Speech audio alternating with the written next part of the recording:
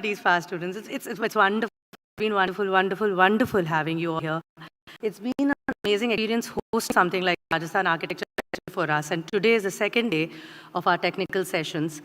And we hope to put together a series of dialogue and understanding and getting to know our profession better through the topic that we have taken under as our theme, which is metamorphosis. As I said earlier, metamorphosis has changed and the perspective is varied. Every person has a different way to look at metamorphosis, to understand metamorphosis, and we architects obviously have our own viewpoints also individually. For those who went out to the Heritage Walk in the morning to Nahargarh, I hope you had a wonderful time. It's one of the best water walks and water management systems in our city. And I'm not sure if the team is still back yet, but if you people talk to them, if you've missed it, please do talk to them because it is a wonderful experience. And if possible, do come back so we can take you back there if you've missed it this time. Hi, I'm Architect Preeti Agrawal, Member Executive Committee, IA Rajasthan Chapter, hosting you all today for today's session. And today's keynote session is no less than yesterday's. Before I go forward, I would now like to call upon our chapter chairperson, Architect Tushar Sogani, to come and present his welcome note for today.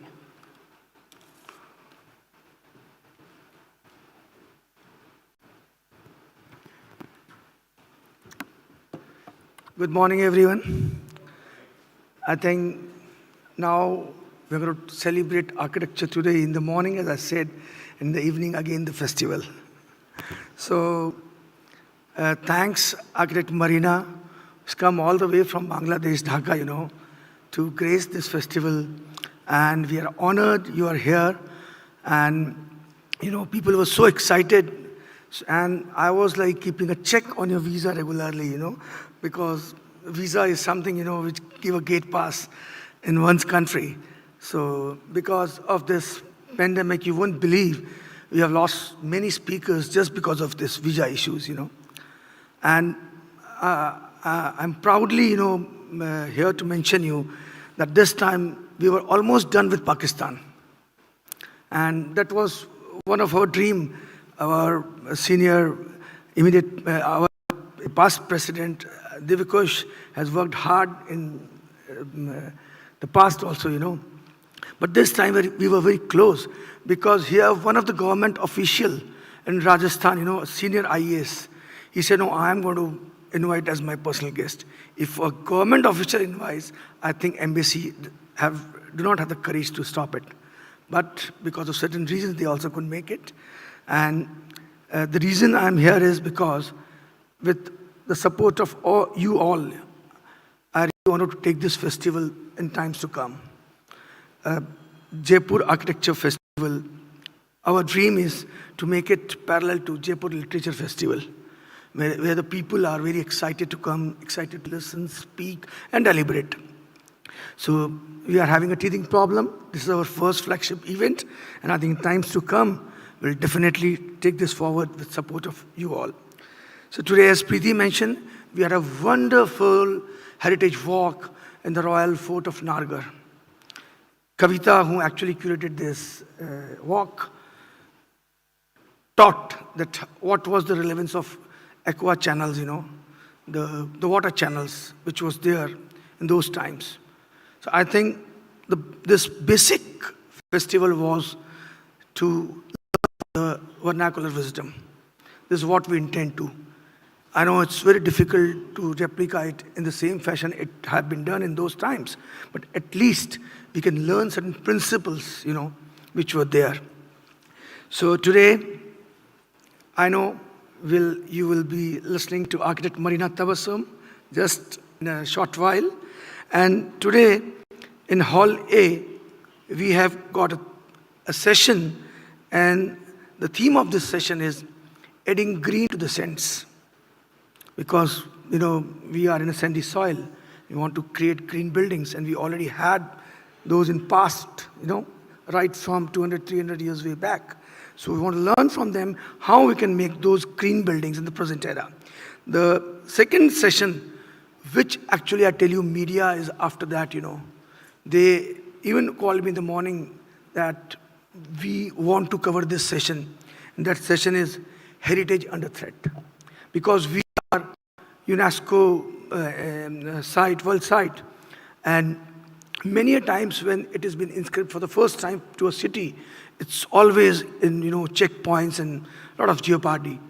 So Heritage Under Threat is one. Kamalika is going to moderate that. So all the best to you and all the speakers, K.T. Ravindran sir and everyone. So after that, I thought, why we always listen from architects only? Why not the people like Alka Pandey, who's an art historian?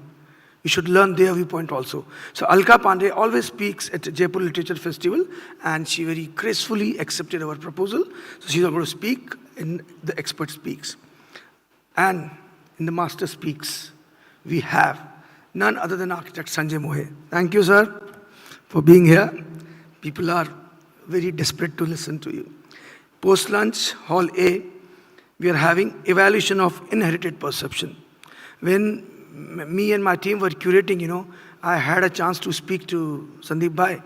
He's so, with all the excitement, he said, I'm going to speak on this, Because this shows that every one of us actually understand the serenity of our legacy. I think this is what. And the last session, again, very important. City, protest, and social changes. When this came to our mind, it reminded me of creating certain structures in the walled city of Jaipur in the name of urbanization, in the name of metro station, which was kind of odd. So it was strange, but there was a protest.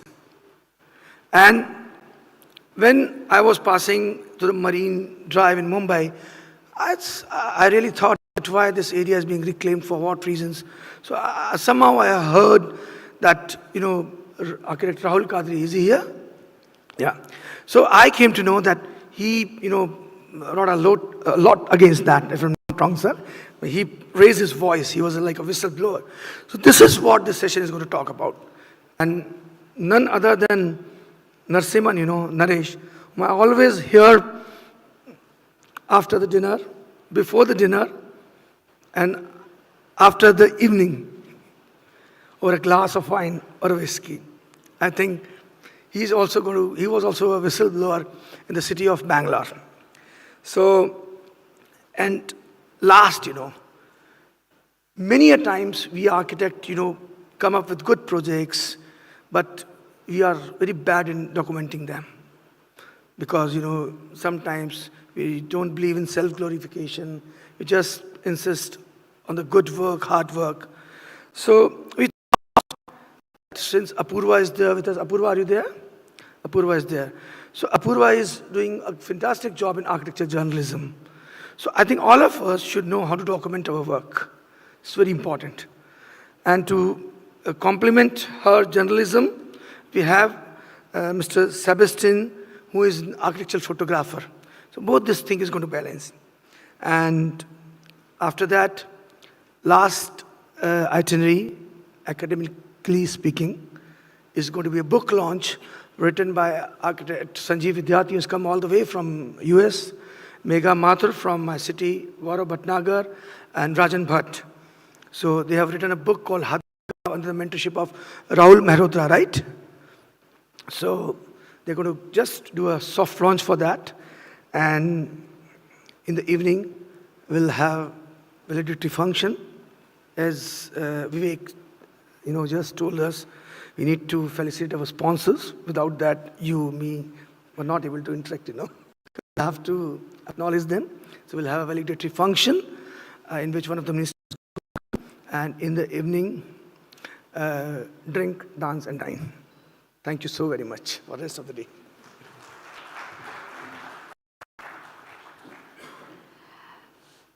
Thank you, Tushar, for that quick run about what's to be expected for the day.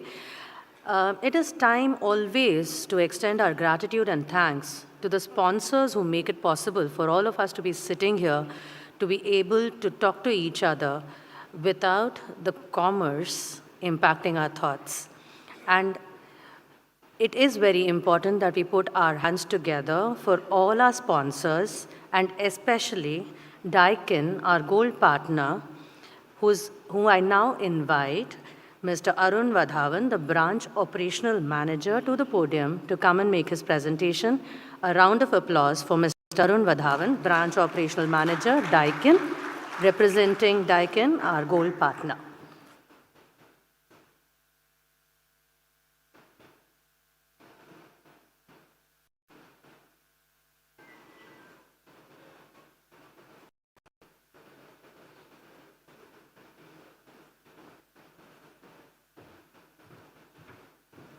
Namaste.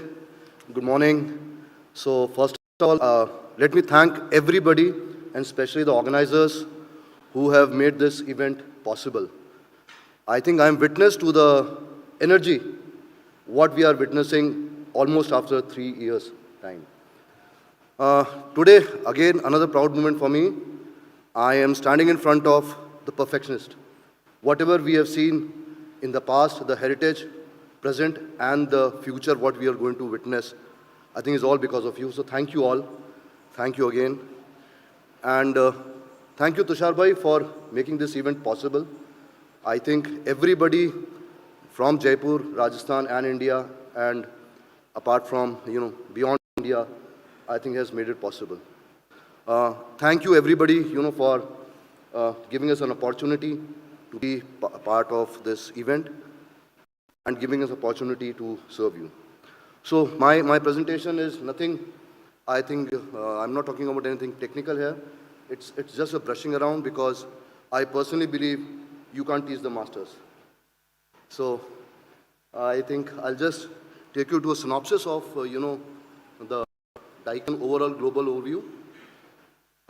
This is what, we are as Daikin, founded in 1924. So after 2 years, we are touching 100 years. Globally, we have almost 100 plus factories. This is the most advanced air conditioner manufacturing, setups we have worldwide. We are working towards, so we are working towards, the environment, the energy. I think Daikin India, we are having the entire manufacturing presence right now in Rajasthan. So I think the proud square movement for Daikin to be here. This is a quick, synopsis again. We have got, almost now 8,500, channel partners serving across country in terms of, helping the customers, you people in terms of deliveries, in terms of post deliveries, in terms of, keeping the machines running in the right manner. This is our Nimrana facility. Nimrana is located in between Jaipur-Delhi highway. Almost, it's a Japanese zone, almost midway you can say, 130 kilometers from Jaipur. So entire manufacturing facility, 2 factories are here. These are the production capacities we have currently.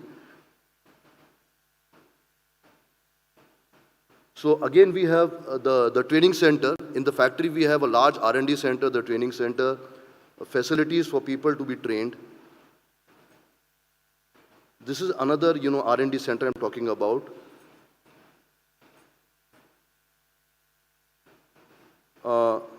It's a proud moment for Daikin. We have received the Global Cooling Prize this year only. So I think strength meets style. That's what we have been working towards now. As the demands have come up, as what people are looking for, more innovative products in terms of style, aesthetics, and at the same time deliveries. These are some product range what we have. I think most of you are aware. So that's what we are completely manufacturing in India. The chillers also we have started manufacturing in Nimrana factory itself. In control systems now we are working on IOTA. So possibly, that's the future what we are thinking about, what we are talking about. So this is HFC 32, that's ozone guard from Daikin. So that's where we have been working again. I think this is one area where we've been working. Again, it's a complexity for all of us. There are challenges for all of us when we go for actual installations. We have been working around in terms of piping, which this was the conventional method, and now we have migrated ourselves to the brazing-free, I would say. Normally, these are the methods of brazing-free installations, where we call it the DGT joint. So you no need to have the brazing system. And, this is where we work upon, where to join the machines, indoor, outdoors, where the header packs are given, making it more easier for installations and less complex, and then less, complications are in the building itself. So these are the splitters what we normally use. So I think the journey to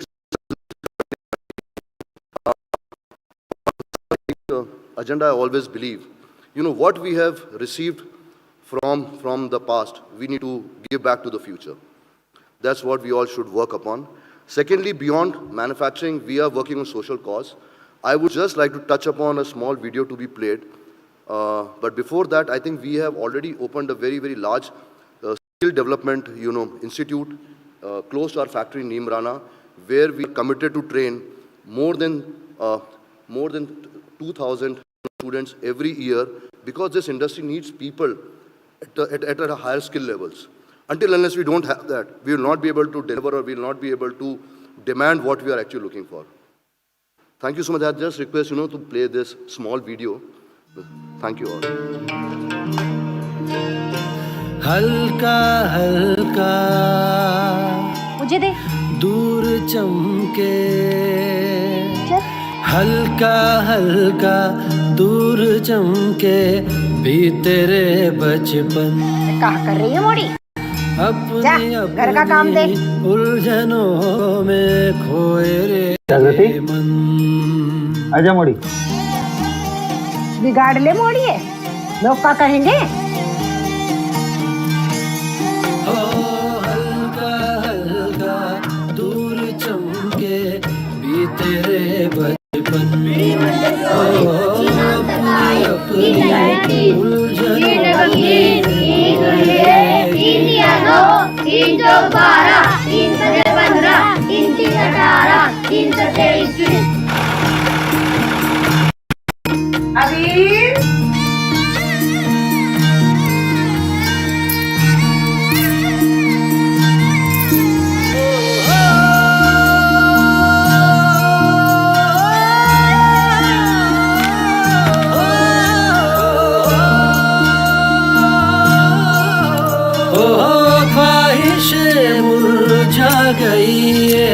Titalia सहमी हुई ढूंढने जो रानी मंजिलों में खो गई। मुझे लड़का बनना है मुझे भी स्कूल जाना है चल बेटा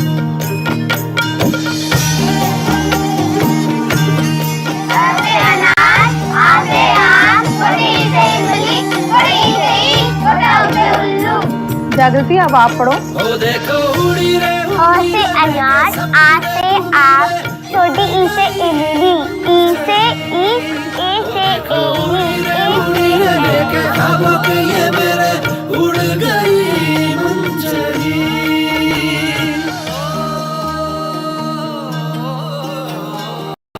जेता है कुमारी जागृति।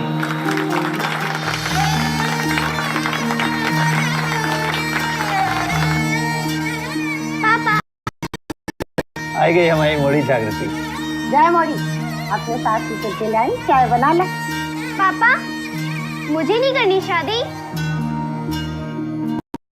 गई थी तेरे थे बेलन वाले हाथन में कलम ना सुहाए लोग क्या कहेंगे। उठी फिर वो लहरों से बहती नैया बचपन की जागृति दूर आई छोड़ मोड़ी जी तो चाहे कि तू भी खूब पढ़े लिखे, लेकिन जे बहुत छोटी है तुम्हारे बाप की, और तुम्हारे भाई को पढ़ाना भी जरूरी है। साथ यादों की बुने डोर जागृति जागृति, अब तू भी आगे बढ़ सकती है। अरे सुन तो, ये बहुत ही अच्छा कॉलेज है। इसमें क्या फायदा? पैसे तो इसमें भी देने पड़ेंगे। ले, अपनी आंखों से खुद पढ़ ले। यहाँ सिर्फ प्रतिभाएं देखी जाती है, पैसा नहीं। जापान इंडिया के आपसी सहयोग डेक्कन बना हुआ है। पापा, पापा, पढ़ सकती हूँ।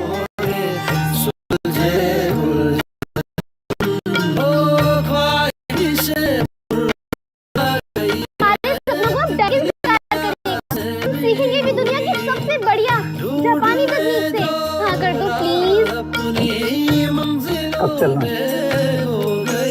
देखो उड़ी रे देखो उड़ी रे उड़ गई मंचली। देखो उड़ी रे देखो उड़ी रे उड़ गई मंचली। देखो उड़ी रे लेके सपने धुंधले उड़ गई मंचली।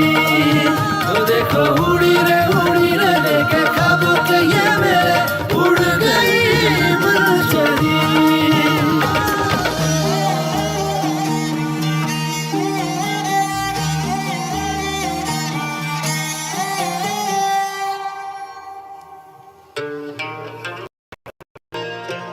जब हम मर जाए हैं तब पंखा सही होए।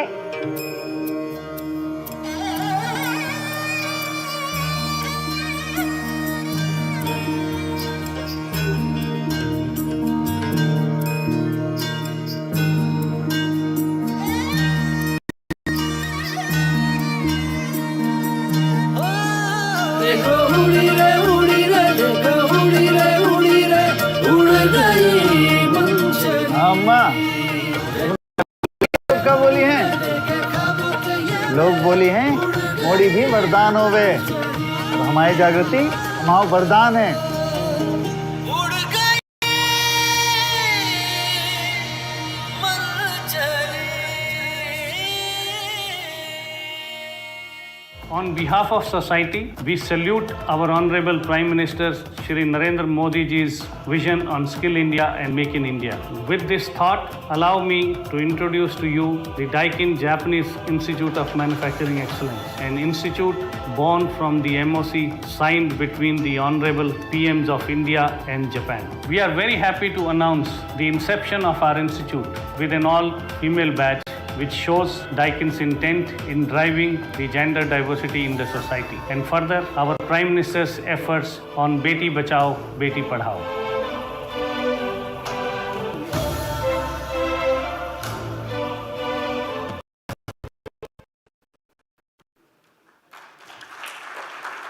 Thank you, and let me tell you, every inch of this video is the real truth. I have witnessed this while we were traveling to deep roots in Rajasthan, in Haryana, and with celebration, this video was prepared. So we request all of you to help us in this program. Let us know. I am personally taking care of this program wherever trainings are needed. Thank you all, and thank you, the organization. Thank you, Mr. Vadhavan. Commendable initiative by Daikin. I think it deserves an extremely resounding sound of applause just once more. Please take it back to your company from us, Mr. Vadhavan. It's now time to carry forward. I now call upon Architect Gaurav Agarwal, IAEA Chapter Treasurer, to introduce our keynote speaker for the day. Thank you, Preeti. Namaste. Good morning, everyone. I hope you all must be having a fun time in this festival, Rajasthan Architecture Festival.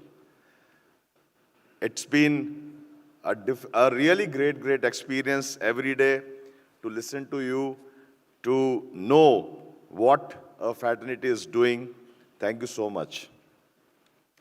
Let me introduce our keynote speaker of the session, Architect Marina Tabassum. A Bangladeshi architect and educator, Marina Tabassum founded Dhaka-based Marina Tabassum Architects in 2005. In her work, Tabassum seeks to establish a language of architecture that is contemporary yet reflective, rooted to place, always against an ecological rubric containing climate, context, culture, and history. Her Beit ur Roof mosque, I am sorry ma'am if I have spelled it wrong, mosque is distinguished by its lack of popular mosque iconography, its emphasis on space and light, and its capacity to function not only as a place of worship, but also a refuge for the dense neighborhood on Dhaka's periphery. The portfolio of work withstanding Tabassum's practice remains conscious, contains size, undertaking a limited number of projects per year. Tabassum has taught in Harvard University Graduate School of Design, Technical University Delft, University of Texas, and Bengal Institute. She received honorary doctorate from Technical University of Munich. In addition to Aga Khan Award for Architecture, she has received many accolades, including Arnold W. Brunner Memorial Prize from the American Academy of Art and Letters, gold medals of the French Academy of Architecture, and Soane Medal in Architecture from UK.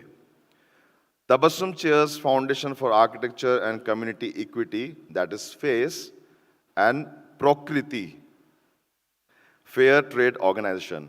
She is a member of the steering committee of the Aga Khan Awards for the Architecture. Ladies and gentlemen, please help me with a round of applause to welcome architect Marina Tabassum.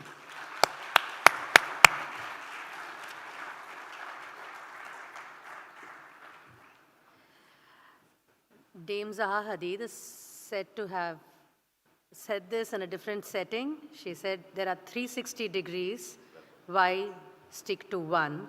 I'd like to translate this to viewpoint, and now welcome architect Marina Tabassum to present her 1 degree. Thank you. Thanks. Should I go to the presenter's view? Review, slideshow, presenter's view. This one. Okay, so. Nope.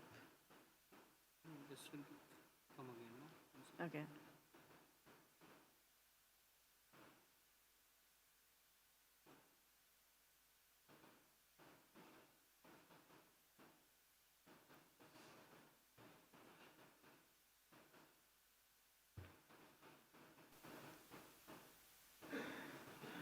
But you're not getting the presenter's view. But okay, all right, no worries. Thank you so much for having me here. It's wonderful to be back in Jaipur, probably after 20 years or so. I haven't been here for a while. It's always wonderful to come to India. You know, I feel so much loved and warmth that I feel from all the colleagues and peers that it really always feels wonderful to be back. And you know, I was in Kerala in March, and then again here within a very short time. So the Indian embassy is really worried, calling me up, "Madam, why do you need to go to India so often?" So, and then this time they've given me a 1-year visa, which is quite nice. Okay, so. So basically, you know, we have just come out of this 2 years of being grounded, staying home, trying to realize what went wrong and what we have done wrong. So I think, you know, it's nice to be back and to be meeting people, but at the same time, I think it's also important to remember and also to ponder and reflect upon what we've been doing and how and where we are at the moment. And these are the two realities that I'm sure we all know. One is this rising temperature and all the climate-related issues that we are facing, the change in the climate and the sea level rise. There's so many issues that are there. And of course, the pandemic that has, you know, taken over our lives for the last 2 years. And in many ways, our culture of consuming, over-extraction, overproduction, all of this that has created this imbalance I think it's very important for us as architects because our industry does contribute enormously into the climate change and the carbon emissions. So it's very important for us to keep that in mind and to work accordingly. So in a way, shifting our focus from human in the center of everything to becoming more nature, environment in the center of everything. So basically changing the balance in many ways. So I'm going to start with the projects that we've been pursuing in the last 2 years, especially during the pandemic time when most of our works were sort of going slow or some of the works even stopped. And that gave us a certain time to work on certain projects that I have always wanted to do, but was not always had the time because of the pressing need of other projects. And in a way, I think it's important for us, especially being in Bangladesh. I think the biggest contrast between Rajasthan and Bangladesh is water.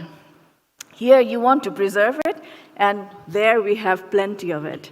And so I think that's where I think when I talk about water, you'll see what it is all about. And one of the major issues is, of course, the sea level rise for us, and as it's expected that we are expecting by 2050 about a 1 meter sea level rise, and which means, as you can see, the southern part of Bangladesh, especially the Sundarbans and all of that being inundated into the water. So those are pressing issues. I already see in the coastal areas how the biodiversity and the ecology is changing and really creating an effect on livelihood and how people have been affected by that. So Bangladesh, which is, as you all know, surrounded by India on 3 sides. You always draw the map of Bangladesh while drawing your own map. So basically, it's in the foothills of the Himalayas, and 3 major rivers, the Ganges, the Brahmaputra, and the Meghna, is converging into this place, which is the Bay of Bengal, flushing into it. And then while doing so, creating this land, which is 2/3 of it is actually progradation of the Ganges estuary and creating this area which we call home. And if you see on the other side where you only see the water, and it's a waterscape rather than a landscape, and you see the amount of rivers and the water bodies, there are different kinds of water bodies that we have. We have lakes and large wetlands. We have rivers, more than 700 rivers crisscrossing the entire network of Bangladesh. So water is our resource, water is also our life, and also everything is in the psyche of Bangladesh is about water. So this image that you see here, this is a NASA image of 20 years of movement of the water bodies. So basically the rivers constantly shapes and reshapes their ways. And while doing so, they erode the banks and create new sandbeds into their own existence, as you can see here, and which is in satellite looks like that. In the ground, it is something like that, where it's a very fragile, soft soil because it's an alluvium, and because of that reason, when we have, during the summer months, when the glacial water is coming down from the Himalayas, and also the rain that pours in, it erodes the banks as it's shaping and reshaping itself. And in effect, it has taken away or washed away many villages, small towns, and it's a constant effect. And with climate change, as the temperature is rising, glacial water is coming down more, it has increased the effect in many ways. And so what it has done is it has rendered people landless, it has rendered people homeless.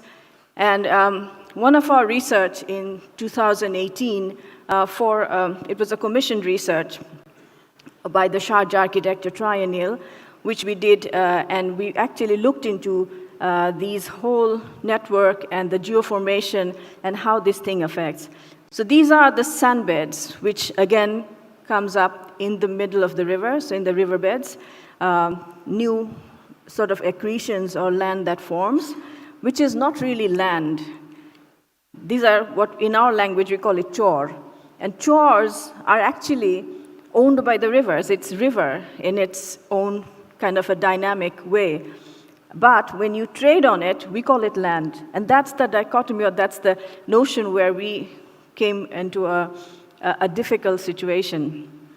So I'm not going to go very deep into it, but just to show you how the Brahmaputras, over there in the map, right here, you can see Brahmaputra's original flow, and then during the Assam earthquake, the river shifted its course and became this enormous flow of water, which has actually contributed to this idea of land erosion. And again, this Ganges Delta is also a tide-dominated delta, and because of that reason, when there is less current in the river, there is a tendency of the water to go back into the system, which actually creates these sedimentations. So the sedimentation and the erosion, or the accretions and erosions, are quite a phenomena.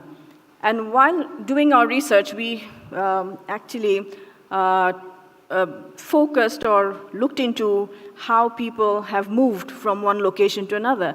Because the moment your land goes away, you have to move. And so there are stories of families who has moved from one location to another like 3-4 times, or even 7-8 times in their own lifetime, because they have to keep on shifting. And when people shift, it's not just one single family, the entire village moves. And the entire village with the bazaars and administration and everything, health facilities, school, everything moves from one location to another. So the land or the place has a completely different kind of an idea when you are in that location. One interesting feature is the architecture or the vernacular that we have in these areas, which is actually a flat pack system. So even before IKEA thought of a flat pack system, the Bangladeshi landscape had it. This is a very simple wooden structure, wooden frame, 2-story, even single-story, and then there are facades separate. And so what happens is when there is when people see a crack in the ground and they know that the land will be washed away, they immediately take down their houses and then put it on a cart or a boat and move it to a safer location until they can find a proper place where they can put up the houses again.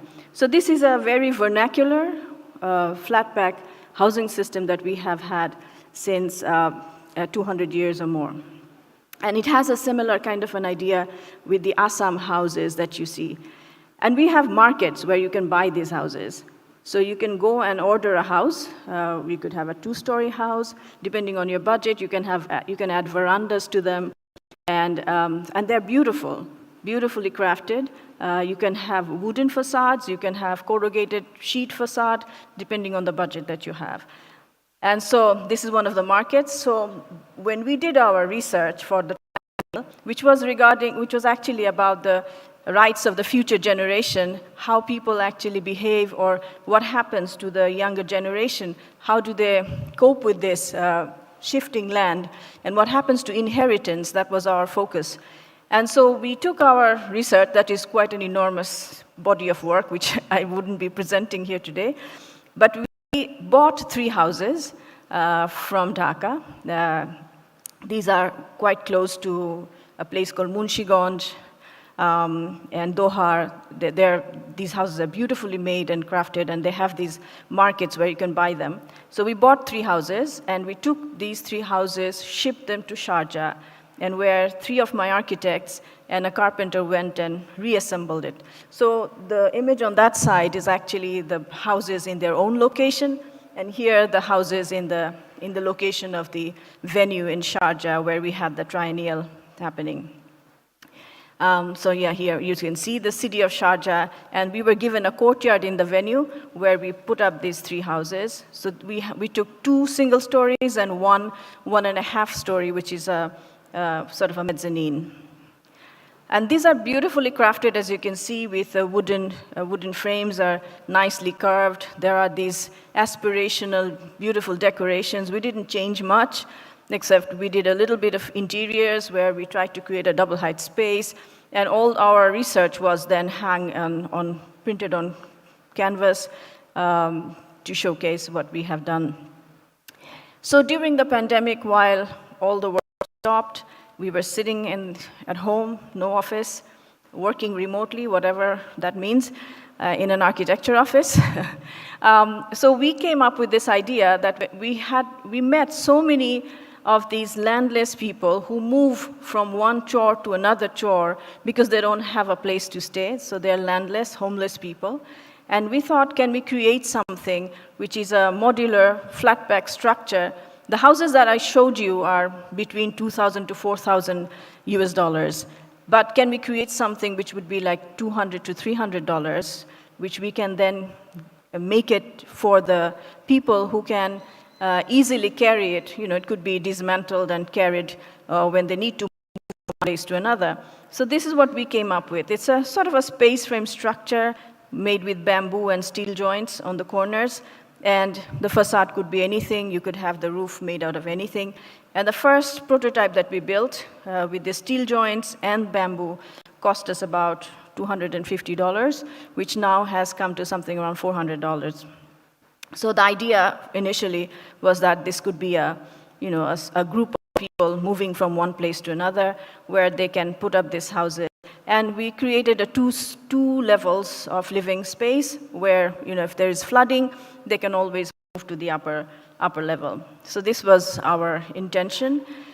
And we basically, this is how you go to the coastal areas of Bangladesh, especially in the chores.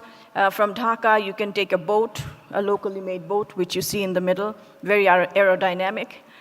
Take it from there to, on one night of traveling, to another mainland towards the coastal area. From there, you need to take another boat to go to these chores. And you can see the land formation down there and what it looks in elevation, basically. So these are in the middle of the river where people actually live. And you can see the river. Do you see the river? This is not the river. That's the river over there. So it's that enormous in its size and its scale. And these are chores where we actually worked and made our first houses. So this is one of the houses that we built. This was the first one we built in Dhaka as a prototype. Then we moved to the chore, and this is what we built. And we used basically for the facades the tall grass that is growing in the chores, and so basically using grass as a material. These are the two module structures, again, for another family. So you can add on, you can scale up if you like.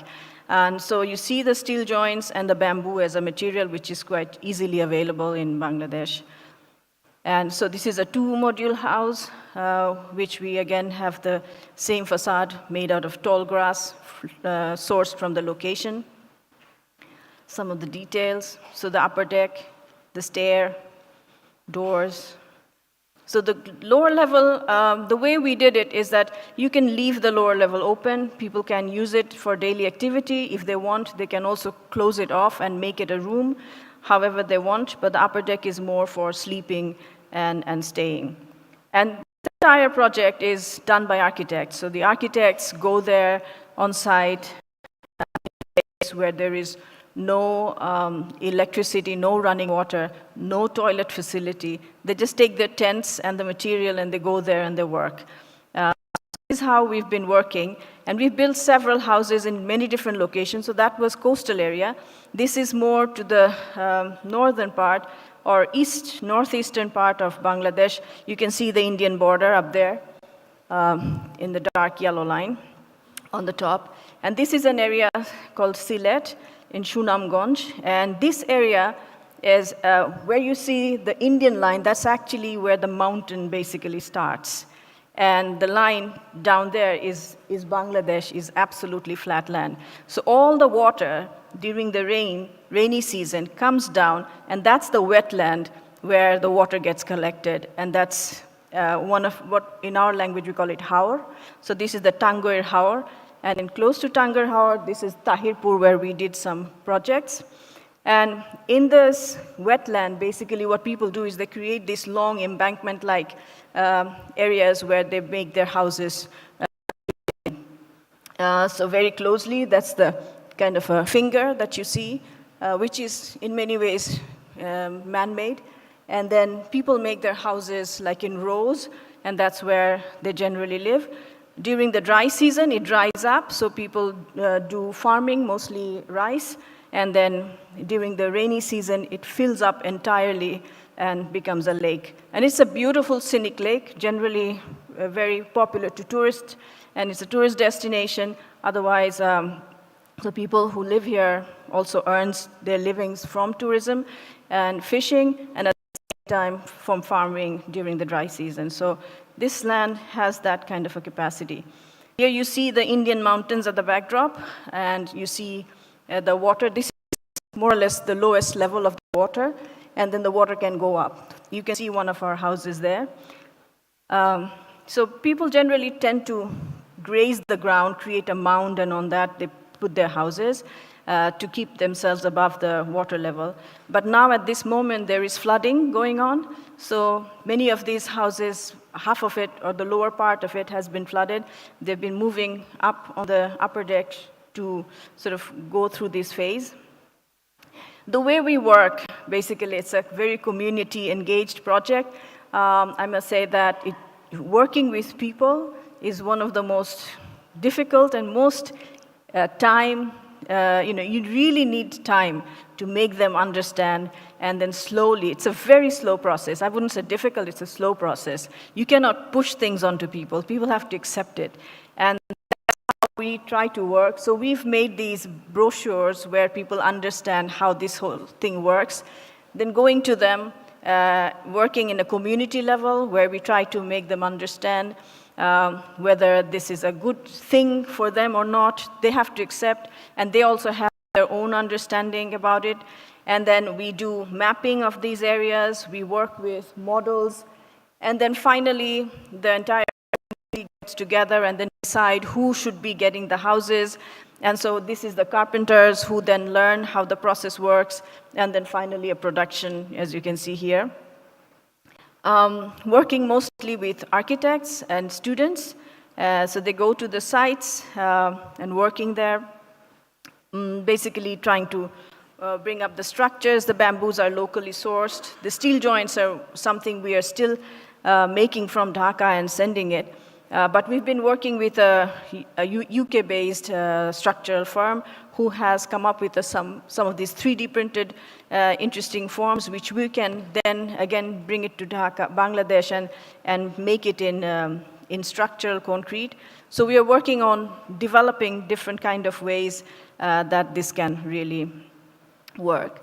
And this here you see how the entire thing is being built on site. So I'm just going to go very fast. So you'll see a lot of these houses being dotted all around these areas. We've so far built 15 houses in these areas, which so far has worked quite well. So this is the upper deck where you can see how people sleep, and the team enjoying a dinner in one of the houses.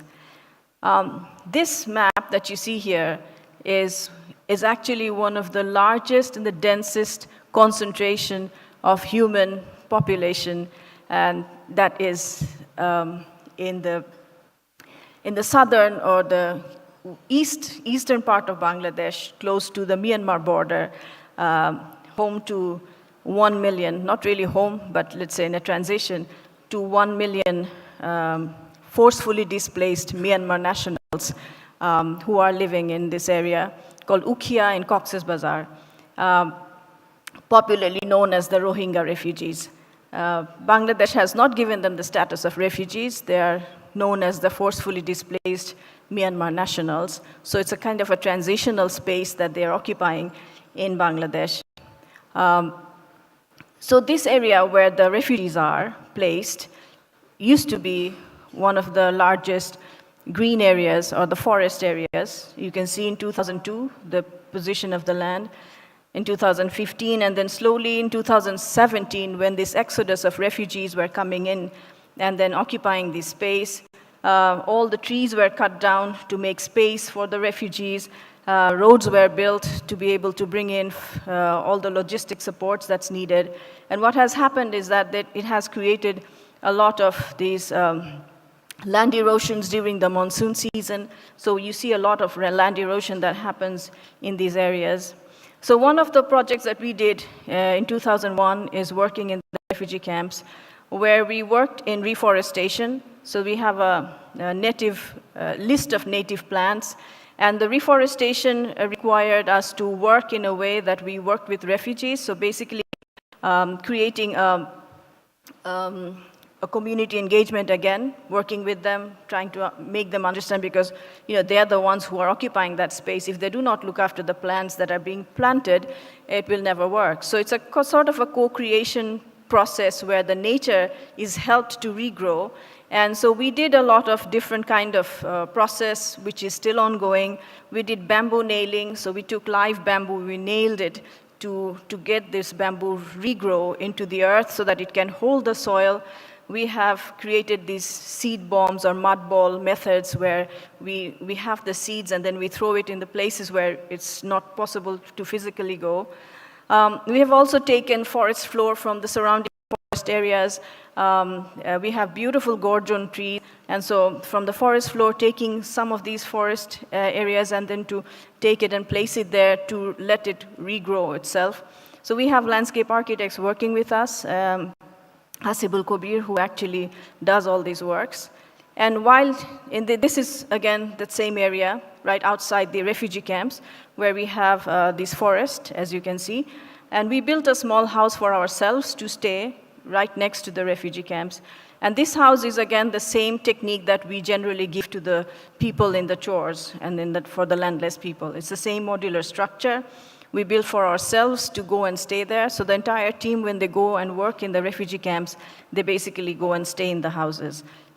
The upper deck is actually for us to sleep, and the lower place is where the boys and the girls go and work and stay during these times. Because the project requires a lot of community engagement, so that's our team who's working in the camps. We have landscape architects, we have community architects, we have hands-on builder architects. So architects have taken on many different roles and are working together. So this is, again, inside the refugee camp. We are not allowed to show photographs of refugee camps, so I'm not going to be showing much. But so this is also, again, the community engagement that we generally do. We are working with World Food Program and UNFPA, designing women-friendly centers, women-led community centers. And we are also, so it's, again, the same process where we do a community engagement with refugee girls, especially these are for women. And so we work with them the first connection with them is through drawings and trying to make a program, their aspiration, learning about their aspiration, what they really want from the projects and everything. And then they present their drawings, so they actually understand how an architect works. And that really helps us to create the program. And so it's through community initiatives we have worked with the refugees, and also these are host community.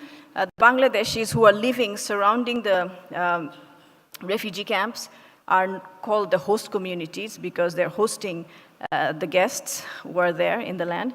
And so what happened is the Bangladeshis who live in that area also got, their livelihood became disrupted because of this flow of refugees. They had land where they used to cultivate. The farmers lost their land, and so there is a pressure from the government to the donor agencies and the UN that they need to look after the livelihood. And so a lot of women farmers have developed in these areas, and so we also were designing aggregation centers for the women who actually are farmers.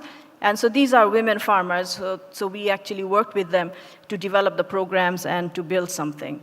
And we also have these local builders and carpenters with whom we also have these engagement in hands-on building workshops, so they understand the process that we are building with. The only material that we are allowed to use in these areas are bamboo or anything which is impermanent. So you cannot build anything permanent. So the only material is bamboo and tarpaulin sheets or thatch, something that you can take down. And quite often the brief always tells you do not make it attractive. So that's how it works. So in a way, we found that this same technique of using bamboo and the steel joints really helped us. So we again created these two-story bamboo structures, which are sturdy, and this is one of the aggregation centers in Teknaf, where you see the local material and using bamboo and something absolutely temporary. We try to make it as non-attractive as possible. With the lower side is actually the lower level is where the women bring their fresh produce and they sell it, and the upper part is only for the women to enjoy themselves. So here you see the women farmers bringing in their produce, fresh produce, and selling it. They also sell it to the refugee camps where the World Food Program generally does the food distribution. So there is fresh food corner where they also sell their produce. So here it is. The upper level, where women generally spend their time. And so, you know, it's a local, very vernacular material that we're using, but we try to make as much possible whatever quality of space that we can actually give. So those are two of the more intensely done from 2020 and 2021 projects that I showed you. Very quickly going through my I think most of people have seen these projects, but then again, those who do not know, probably for them, about the climate and how we try to address climate in the cities when we are working. So tropical goes through Bangladesh, as you can see. It's a subtropical climate where we have half of the year wet season and half of the year more or less dry. Temperature is not as here in Rajasthan, so we have a moderate temperature, more or less. Humidity, but at the same time, if you can ensure airflow, it can be livable and breathable. So basically what you need is a roof to cover yourself from the elements, the sun and the rain, and raise yourself a little bit above the ground to keep yourself above the water level, and then you're free. You're happy and good to go. And that's what you need as an architecture. So primordial architecture is just a pavilion. And as you can see here in the image of the Bangla Ragini. And this is our first modern architecture designed by Mazhar al-Islam in 1953. I think it actually set the tone of what architecture should be like in terms of contemporary architecture. And I think this is one of the most unique examples that we have and really created a base for us to build upon. Many of our older projects also address this idea of blurring the boundary, where your inside and outside is basically an open space. You can use it as you require. The facades can open or close, depending on the climate that you're facing at that time. Trying to address nature in buildings, so creating courtyards to ensure the draft of air. So airflow is an absolute necessity because of our humidity. So for that reason, we need to keep it constantly ventilated. And in most of our projects, we try to do it in a passive manner rather than addressing it otherwise. So when you do passive, the stacks quite often help, the stack effect. So creating high volume that actually ensures the airflow. Working with the facades, so you can open up the facades in a way that it allows airflow to happen in a high-rise, let's say a 12-story residential building that we built, which you can see here. Also, again, working with these old techniques, and I really look and try to investigate what we had, the pre-air conditioning era. No offense to our air conditioning guys before me, really we do need that. But there are times in the year where you can do without air conditioning. So there needs to be a balance. And to create that balance, we should also remember how we lived in the pre-air conditioning era, when it was a breathable space. And so we have these buffers like long verandas that you see in our context. I don't know what it was here. It was most probably working with water and also courtyards, trying to bring shade. And in our case, it was about creating these buffers, which would then help to condition the air that goes into the buildings. So we try to work with several ideas where you can have these verandas surrounding the building and then to create that buffer. And these are, techniques you can still bring back in a contemporary way. As I was mentioning about the stack effect, we've also tried to create atriums in buildings, which actually helps to create that breathability. This was one of our buildings that we designed and won a prize, but never got built. Again, a central court and the corner courts in a 9-square grid plan, where it also works the same way, creating pavilion-like spaces on the upper deck so that you can have a much more natural way of staying. So as you can see, brick is our material. I mean, we have two materials, mud and brick. We don't have any stones. We don't have the luxury of stones. So when people, especially vernacular, or let's say architecture by people, has always been with mud in most of the cases. And when you needed something more permanent, especially architecture of power, be it religious, cultural, economic, or political, it was always with brick. So here you can see the monastery, one of our monasteries, Buddhist monasteries, which of course took earth, baked it as brick, and then used it. We have beautiful terracotta architecture, Hindu temples, as you can see. So you can really make magic with earth, if you like. And we have really good brick masons in Bangladesh, especially coming from the northern part of the country. So Dhaka is a fast-growing city.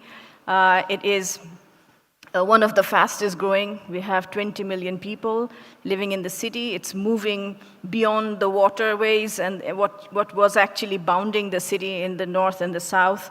And so, as you can see, like many other cities in our subcontinent, let's say, we also have the same kind of two different life surviving, coexisting in many ways together. One cannot do without the other, so it's there. So I do not see this as formal or informal. They both need to exist for our own sake.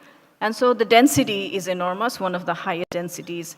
I'll go very fast through this project just to show you that when we have so less open space, how we tried to tackle it when we were given a project to do a museum, which was one of our first projects in my first partnership in Arbana with my partner Kashif Chaudhary that we designed. We won this competition and we designed this project.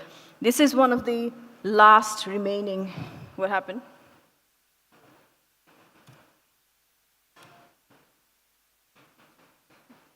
Do you think it's the connection here?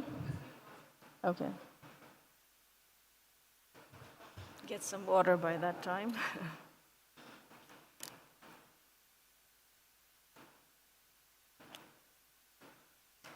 I'll go very quickly, just to show the mosque, and then I'll try to finish it.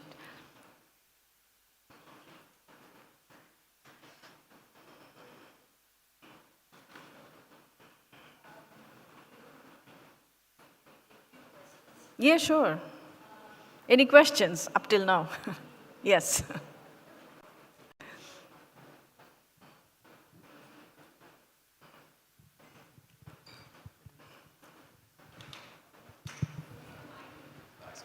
Yeah.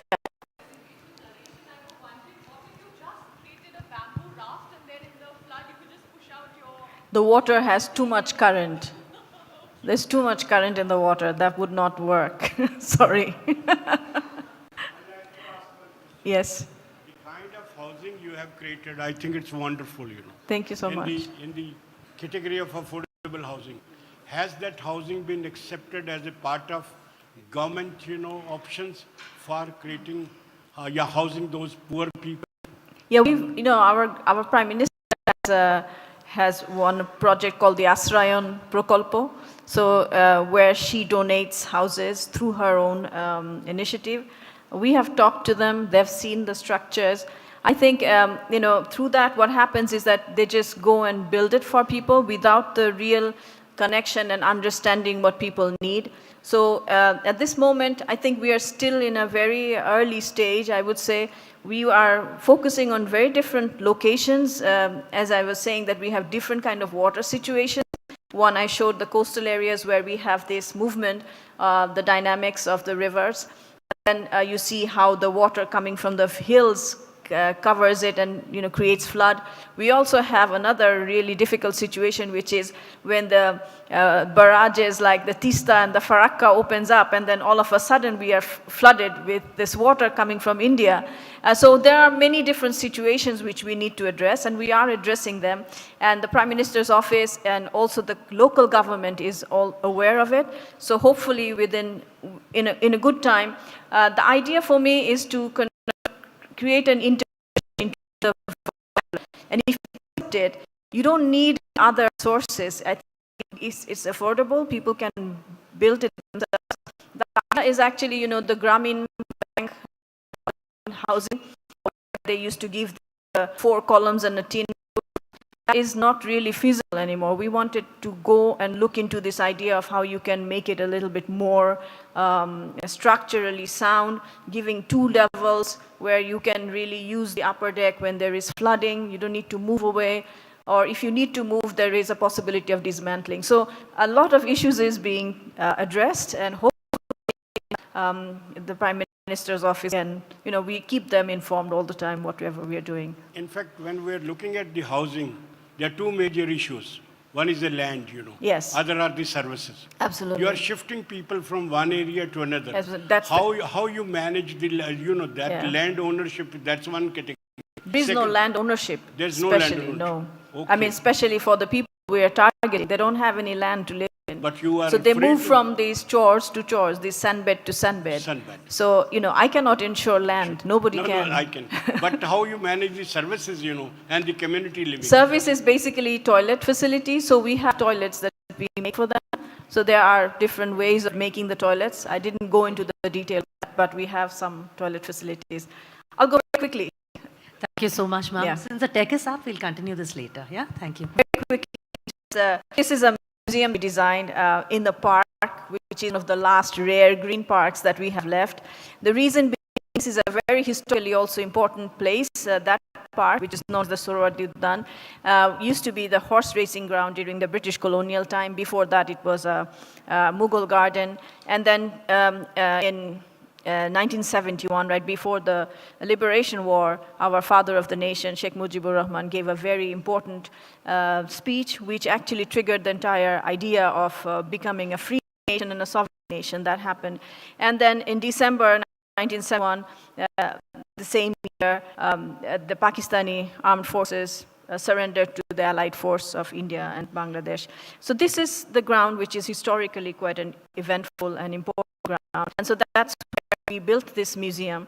And the museum was taken below grade to retain a park-like atmosphere, as you can see, without obstructing the view. And so it was kind of kept open.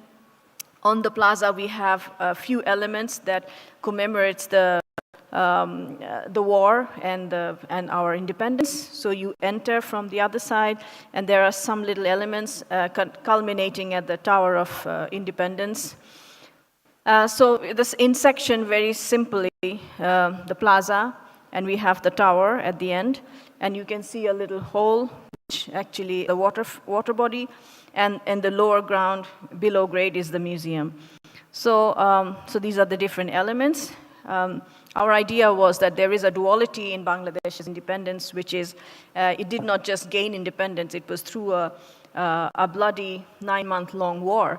And so this duality, which is about freedom and also loss and struggle, had to be brought together. So freedom, dream, aspiration has a preferred direction, which is upwards.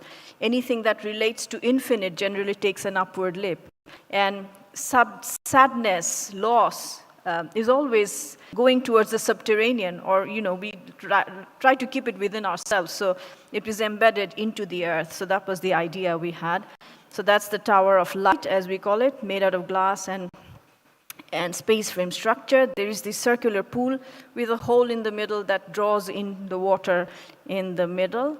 That's the plan of the museum. As you can see, you're coming down with a ramp. There's an audiovisual room, and then you go through the museum and then going up through the ramp. It's a very simple idea. So the ramp bringing people down, and then you see the exhibits basically printed on glass, the idea and the history of the war. and also the birth of Bangladesh and Bengal as a nation is all there. And then slowly you go into this dark space where we have the images of the genocide and killing. And then from there you enter into that space where the water is drawing down. So it's a kind of a water column which has an oculus, and then the light is coming through this oculus, making it a very contemplative space, very spiritual in many ways. And so you can spend a little moment remembering the people and the loss of lives that we've had. And then again, you go up, and then you face the monument, or the Tower of Light, as we call it. It's a space frame structure in the middle, and we have glass stacked, and it's stacked of glass to create that prismatic effect where you can see here. So the glasses are not like sheet glass, the glass is stacked on top of another, create a panel, and the panel is then stuck to the space frame. So it is not taking any load, so the tower can sway as much as it's needed, because we get really big thunderstorms in our land, and earthquakes, hailstorms, you name it, we have. So basically,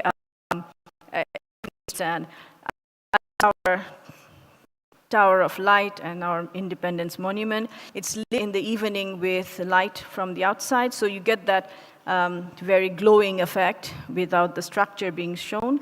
And in the evening, it's a kind of a beacon of light, as you can see.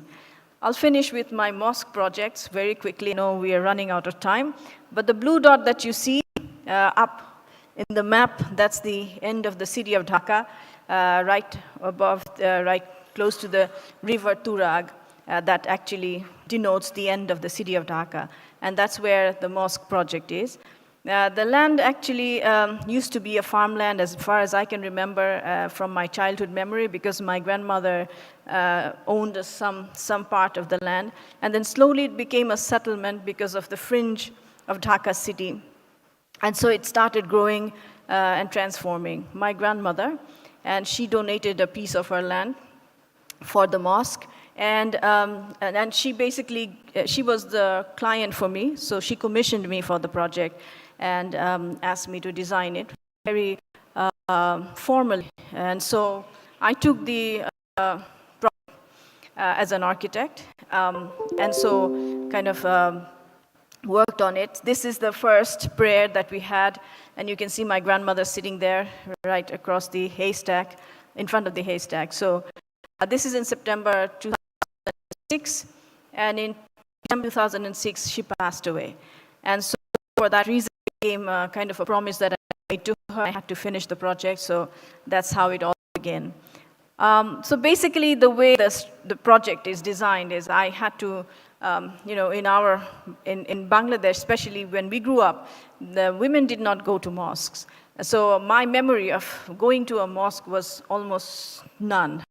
And so, so it was, in a way, I think that was liberating, because I didn't have those, you know, what you generally have in terms of rituals and all that. So I could see it from a completely, you know, I needed to understand, I needed to learn what a mosque is. And I thought the best way to do it would be to go back to the very beginning and to find out why mosque came into being. And if you look into the history of Islam and how the whole idea of the mosque came in, it was during the Prophet's time, and the Prophet actually created this idea where he wanted to create a congregation space for prayers. And not only during his time, when the mosque was built, not only was it used as a space for prayer, but also all kinds of different activities like social, communal, judicial, administrative, diplomatic, all kinds of activities used to take place in the mosque. So it was not only for prayer. So that's one interesting revelation. The other thing was that it was actually born out of a house form, and the same technique that was generally in the Arabian Peninsula, the way of the construction with date palm tree, and it was the same way this was being constructed, elongated to make space for congregation. So initially, there was no liturgical elements like domes and minarets that we generally associate mosques with. So basically, as mosques grew, as Islam grew and mosques flourished around the world, to the east and the west of Arabian Peninsula, the mosque actually took up many different forms. And as it went to different locations, you can see the difference in its creation. It adapted to the local customs, local material, local culture, climate. And so you see all different kinds of mosques around the world. And in our own location, the first mosques came into being during the pre-Mughal time, during the Sultanate period, where we have these beautiful, authentic mosque forms. And I thought that we need to create that connection back, because this is what our mosques look like these days. Stacks of floors, there is no sense of being in a space which really evokes a sense of spirituality. And so this is what has happened to our symbols, which is how necessary are these. That's something we need to question.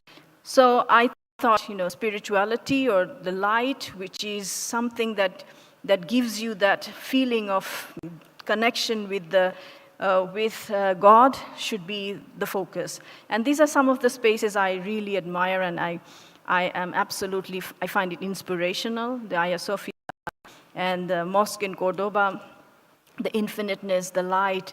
And so from there, the entire inspiration was drawn. First sketch of the mosque, the area which is where the mosque is located, the site had a certain angle, and the Muslims pray in a certain direction. So to acquire that direction, which is about 12 degrees according to the site, the prayer hall had to be shifted 12 degrees. And to facilitate that shift, as you can see, the gradual change, where I introduced a drum, and that drum actually helped me to rotate without really creating any corners. And the corners then became the light wells. As I was saying, that we need air to flow, and the draft of air is important for us. We need to keep it flowing, and to some extent taking the language from what we have in our architecture. And here you have so much rich architecture. This is what we have, ours, which is also enormously rich.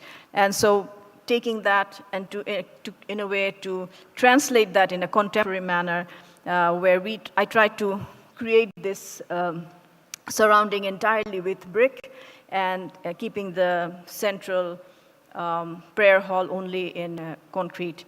Also, because I had a fund shortage, I had to allocate the fund in a way that my grandmother left some fund, but then I had to raise fund to complete the project. So I kept the entire structure brick. It helped me with the budget, keeping concrete only to the middle. So that's the plan. As you can see, you can enter from the southern side with a colonnade, and then you take a few bends to enter into the main mosque area, so that it kind of conditions your brain towards, converging it towards the act of praying. And the facade is, again, very perforated. I love this jali that you can see in the Sidi Said Mosque in Ahmedabad. Beautiful jali work, and then, with brick, whatever we could achieve. So that's the surrounding. As you can see, it's a growing area where constantly new buildings are coming up. So at some point, this mosque will not be visible anymore. So the facades and what you see from the outside doesn't really make much of a difference. It's about looking within and looking without. So that's the mosque. I'll just go very quickly. You can see the corner courtyards and the turrets coming out, which actually takes in the light inside. The perforated facade, which is, again, the breathing facade, helps the building to breathe. The colonnade through the entrance, and then the prayer hall when you enter from the sides. So there is a lot of interesting play of light during the daytime. Summer months are different than the winter months as the sun moves.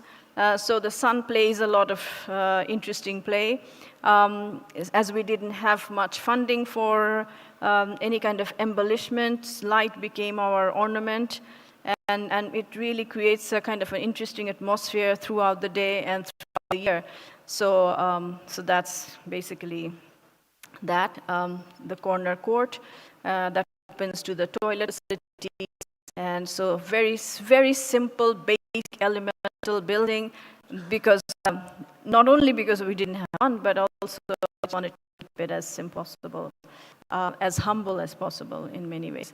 Another small project, another mosque, which is up close to well, I was actually commissioned by architect Dr. Abu Said for this project.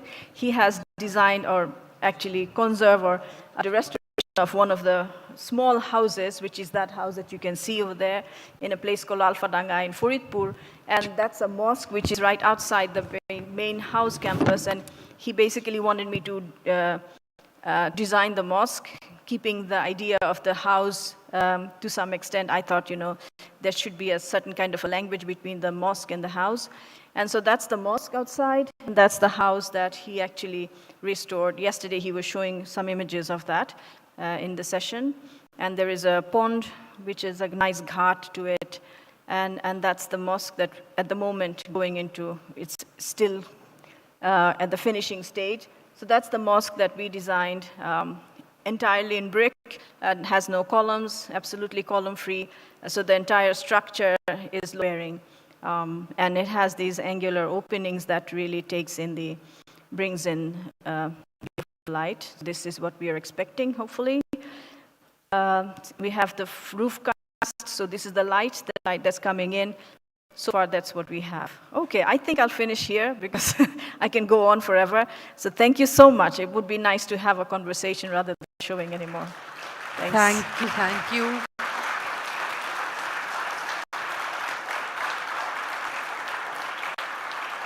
Okay. Thank you so very much, Architect Marina Tabassum, for this wonderful, wonderful presentation. I loved it best when she said we did make it as unattractive as possible. And presented to what, in my eye, was one of the most attractive structures you would have seen. So thank you so very much for this. It was amazing.